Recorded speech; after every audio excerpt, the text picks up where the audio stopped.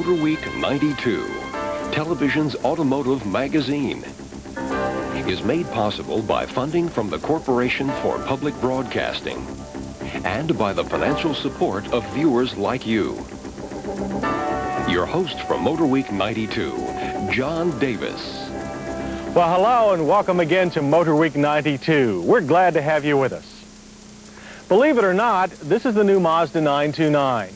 Those who follow car designs are familiar with the original 929's reputation as one of the most unremarkable sedans ever to come out of Japan. To them, seeing that name on this car must be quite a shock. But not so much if you followed recent developments at Mazda. It started with the retro rocket MX-5 Miata, then came the bold MX-3. Clearly, this is a company that is no longer afraid to take chances, and the new 929 proves it again. Mazda's new 929 looks more like the product of a European styling studio than a Tokyo think tank. The look is fluid and smooth, as individual as its predecessor was bland. The nose hints at a variety of continental designs, without succumbing to the copycat syndrome that many Japanese designs are still guilty of. While out back, the tail is all liquid curves, reflecting the natural flow that Japanese artists strive for.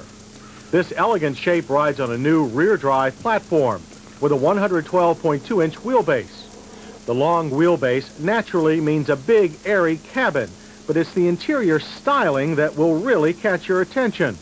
The dash is an interesting combination of modern ergonomics and the retro styling that Mazda is rapidly becoming famous for. The gauges are large and nearly complete, but it is their polished metal bezels that catch your eye first, reminding one of the instruments in some classic cars of yesteryear. There's even an analog clock. A completely modern touch is the inclusion of both driver and passenger side airbags. Unfortunately, the passenger side unit takes the place of a glove box. The seats are something new. Mazda claims that they took 4 years to develop.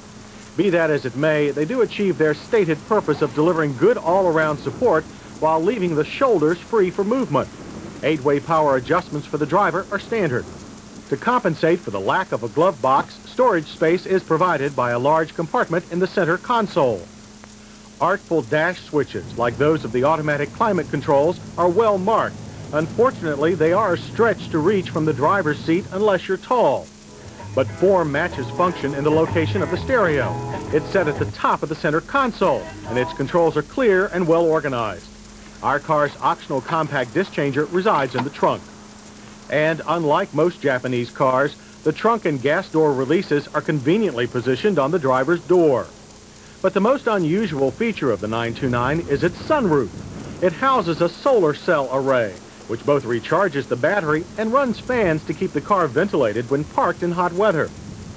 Rear seat space is generous in the 929. There's more head and leg room than in a Lexus LS400. The trunk doesn't achieve the same feat. It's small for its class at 12.4 cubic feet. Liftover, however, is low for easy loading. Since the new 929 is heavier, Mazda recognized the need for more power. Significant changes to the 3-liter V6 resulted in a smoother power plant that now makes 195 horsepower and 200 pound-feet of torque. This results in a 0 to 60 time of 8.8 seconds, almost a full second quicker than the old car. A quarter mile takes 16.8 seconds at 84 miles per hour. Power is biased towards the middle and upper part of the power band, resulting in smooth, if somewhat slow, takeoffs. Once up to speed, however, a tap of the throttle is all that's needed to bring on a smooth rush of passing power. The new 4-speed automatic transmission produces precise shifts. The 929 rides on a completely new multi-link suspension, but despite all this fine engineering, we found the car lacking grip compared to its contemporaries. That may be partly the fault of the hard Yokohama all-season tires on our test car. The tail always broke loose earlier than we expected. Heavily boosted power steering offered little feel and was hard-pressed to keep up with our slalom. This made emergency maneuvers especially interesting. Fortunately, on the street, the 929 offered us a relaxed, composed, and quiet ride, very much like that of an LS400. EPA fuel mileage estimates are 19 city, 24 highway. We managed 23 miles per gallon. and the well-insulated cabin produced only 63 decibels of interior noise at 60 miles per hour. The 929's brakes are ventilated disc all around with standard ABS. They stopped our car in a very short average distance of 107 feet from 60. Brakes are strong and responsive. There's plenty of pedal feel, and stops are straight and stable. When it comes to price, owners of the old 929 are in for some sticker shock. The 92 car starts at $27,800, over $4,000 more than last year. However, our test car's loaded $30,500 ticket is still relatively low for a full-tilt luxury car. Rumor is that the 929 is the basis for a V8 luxury sedan to be sold by Mazda's Amati luxury car division 2 years from now. Hits for the Mazda 929 start with the unique styling. We also like the generous interior space, strong smooth drivetrain, superb ABS brakes, dual airbags, and reasonable luxury car price. Misses are the uneven handling, the long reach to some dash controls, and the tiny trunk. Clearly, Mazda, the company, has changed. Building good, conservative, high-value cars for the masses is out. Creating impressive specialty cars with a difference is in.